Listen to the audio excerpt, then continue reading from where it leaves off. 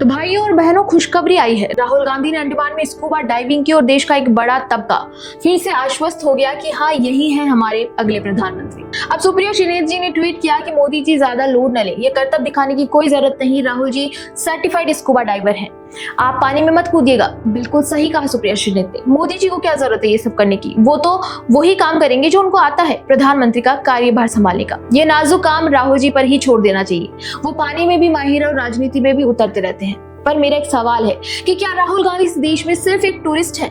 ये टूरिस्टों वाली हरकतें क्यों करते रहते हैं? और शौकिया करते भी हैं तो उस पर उनके मिनियंस ने पीएम बनवाने को आतुर क्यों हो जाते हैं? ये क्या बात हुई कि राहुल गांधी के पास स्कूबा डाइवर का सर्टिफिकेट है तो उनको प्रधानमंत्री बना दो। एक पल रुकिए और सोचिए कि राहुल गांधी के पास आखिर क्या क्या है। स्कूबा डाइविंग का सर्टिफिकेट है, बाइक चलाना आता है, विदेश यात्रा का तो रिकॉर्ड ही अलग है। 2014 से 2024 के बीच राहुल गांधी ने करीब 247 विदेश यात्राएं की है, यानी हर 15 दिन में एक बार विदेश गए हैं। भाइयों, ये तो किसी ट्रैवल ब्लॉगर का रिकॉर्ड है और शायद इसीलिए ही राजनीतिक गलियारों में राहुल गांधी को पॉलिटिकल टूरिस्ट बताया जाता है। अब इंस्टाग्राम खोलिए, राहुल गांधी ने अंडमान से तस्वीरें और वीडियो पोस्ट किए, पानी के अंदर तैरते हुए कोरल रीफ के बीच, और कमेंट सेक्शन में लोग लिखने लगे हैं ऐसे ही पीएम होना चाहिए, हेल्दी और एजुकेटेड। अब ये सुनकर हम सोच में पड़ गए, क्या बस यही मानदंड है?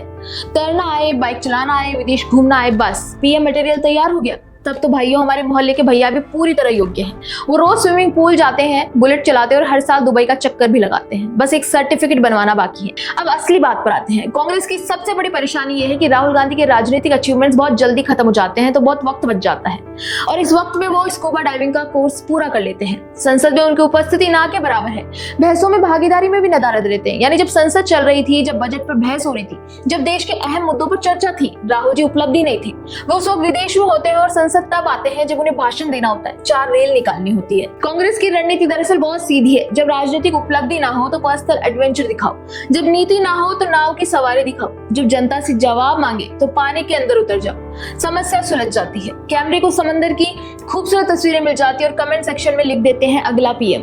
सुप्रिया श्रीनेत ने ट्वीट में लिखा कि भक्तों के चक्कर में लेने की देनी न पड़ जाए। हम भी यही कहते हैं, लेकिन राहुल गांधी कि जनता के चक्कर में संसद भी जाना पड़ता है, सवाल भी पूछने पड़ते हैं, बहस भी करनी पड़ती है। विपक्ष का नेता होना सिर्फ ऑक्सीजन मास्क लगाकर पानी में तस्वीर खिंचाना नहीं होता। तो अगर स्कूबा डाइविंग से प्रधानमंत्री बनते हैं तो हम जरूर सोचेंगे, लेकिन अभी के लिए सवाल छोड़ते हैं कि राहुल गांधी जी समंदर की गहराई नापना सीख गए, देश की समस्याओं की गहराई कब नापेंगे? आपके इस बारे में क्या कहना है? हमें कमेंट बॉक्स में जरूर बताइए। साथ ही हमारे चैनल को सब्सक्राइब करना ना भूलें।